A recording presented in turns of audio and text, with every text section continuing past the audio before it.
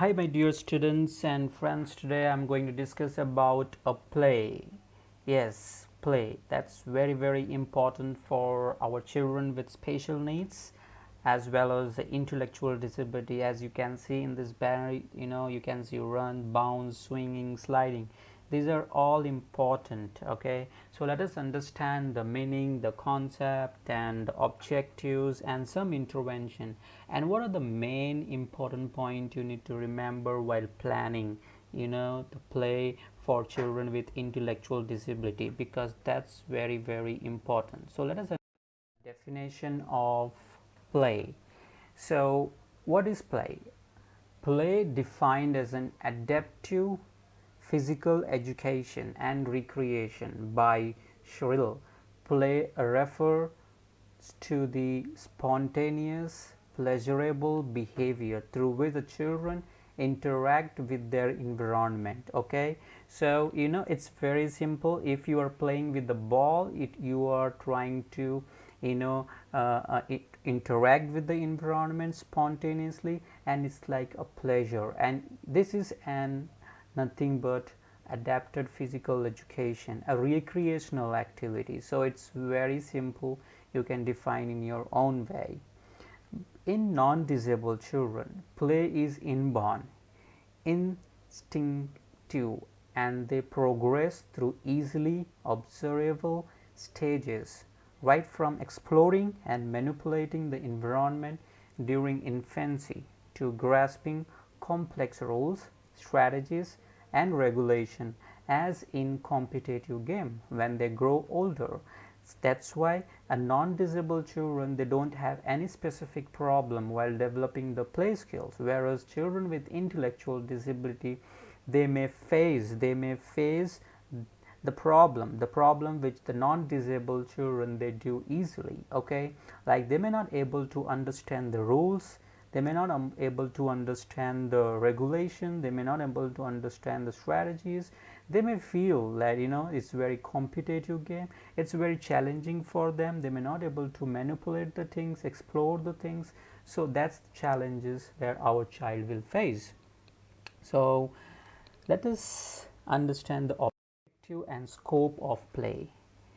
To help, the objective of play is straight away to help the children with intellectual disability to play and enjoy playing. That's very simple and easy. So to make sure that activity chosen are age appropriate, so you cannot choose the activity which they don't understand and which is apart from their age. As you know that intellectual disability, they have a limited cognition, their cognition is very limited. You cannot take a volleyball who cannot play. They might be playing with the when they are quite good cognition, but make sure that it's age appropriate.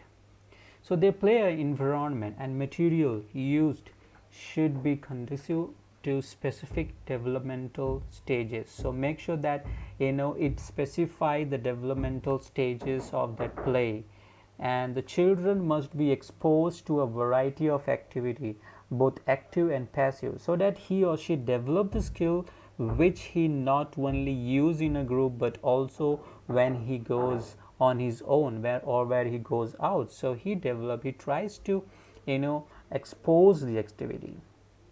So make sure that when you expose in the both the ways.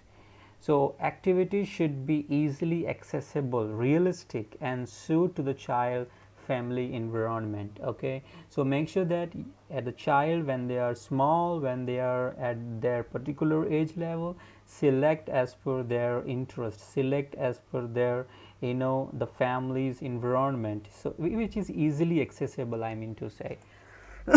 Sorry, the activity which lead to a success must be selected. Okay, so for this one should take an advantage, the teacher must take an advantage of their abilities and develop the activity. Okay, so what you say, the play develop the strength rather than the limitation. It will improve their physical, mental activities as well. So opportunity must be provided for children with intellectual disability, but in some way. Now you can see Special Olympics, In Special Olympics, it's all adapted play, it's all adapted games for our children with intellectual disability as well as the other disabilities across the world. So to play, interact with their non-disabled peer, try to involve them, so so that they can develop the socialization skills, communication skill, physical modalities. So this will provide an opportunity, as I said, social stimulation. It will also help the children to accept their own strength and limitation, which is very, very important. So make sure that keep this objective in your mind, and then you try to implement the play. Activity and intervention, which is very, very important. See, for infant and very small children, use colorful, bright, sound making toys of different texture, because if the child is at infant level, very small, you cannot give a huge what do you say, activities, or I mean to say a play activities. Okay, physically guide them, because they're very small, they require a physical prompt. Okay, most of the time verbal prompt may not work, so to look at the object, reach, grasp and manipulate. At any old cardboard cartoons will serve as a wonderful play area for an infant. Just make on the floor and ask them to hold it and just try to make a roll on that. So it will be very wonderful if they do that. So suspend variety of objects at different heights and observe the child to play. So this is an extremely useful in teaching children with intellectual disability, basically who are severe and profound to communicate. So make sure that put any old cardboard, so that they try to feel, they try to some play area or some kind of involvement in the activity. For example, when he shake a rattle, provide a food. Okay, what is a what is that techniques. Okay, when this process is repeated over a period of time, he learns to relate shaking a rattle to hunger, food. Just try to think. Just try to think which theory is linked it here. I know you can link it.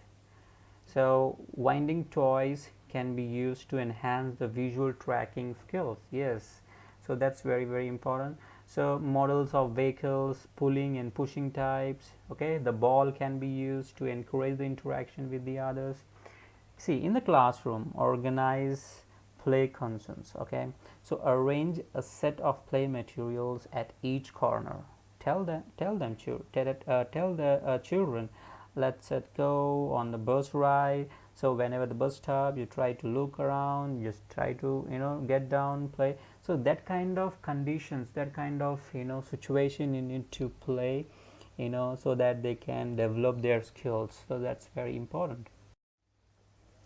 You can give a kitchen set, musical instrument, the water play items, sand, clay, blocks, beads. This is very, very important. So through this, you will be developing their abilities to imagine and make choices. So that's very good activity to do it. And observation of children at play will help you assess their abilities and talents as well. So that's important. So you can use an old newspaper for a variety of play activities. As I have mentioned here, wrap it around self like shawl, and make caps, wear them, crush into a ball, throw and catch, cut, tear, paste.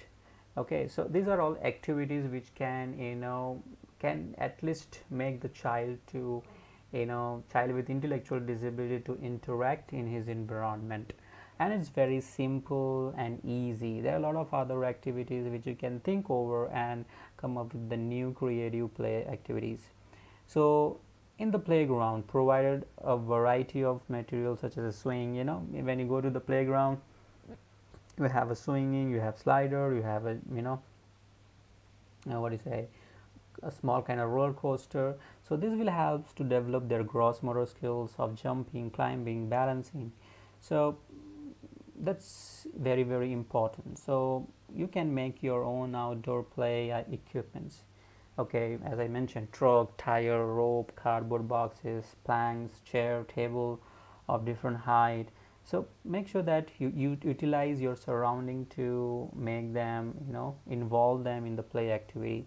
So make sure the material does not have a sharp edge and it is safe to handle it. If not, the child will be very,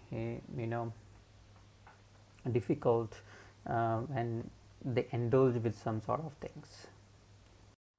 So let us see what we have to remember while planning. So ensure that material are safe, as I said.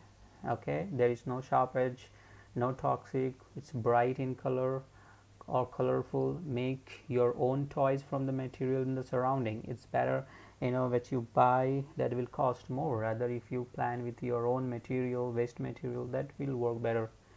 So use same toy for a variety of activities. That's good. If you use the same material for different stories, different activities, that will be, saving your time and money. So use toy to enhance visual, motor, auditory, smell, kinesthetic, VAKD. So you need to, when you prepare your material, make sure that the child, when touch it, feels something. He can smell, he can, see visually very clear. So that you need to remember. So make use toys according to the developmental level, size, color, shape, textures, and degree of complexity. If the child is at 15 years, make sure that that level is matching. Okay, if you give a 1 year boy activity, he may not like because it's apart from the age. So you need to give a cost per the developmental level or developmental age. Check the child mental age. Okay, developmental level before introducing the game. That's very, very important. Take into consideration that associated problem which may require adaptations in the activity and material use. So these are the points which you need to remember, okay, while introducing the play activities.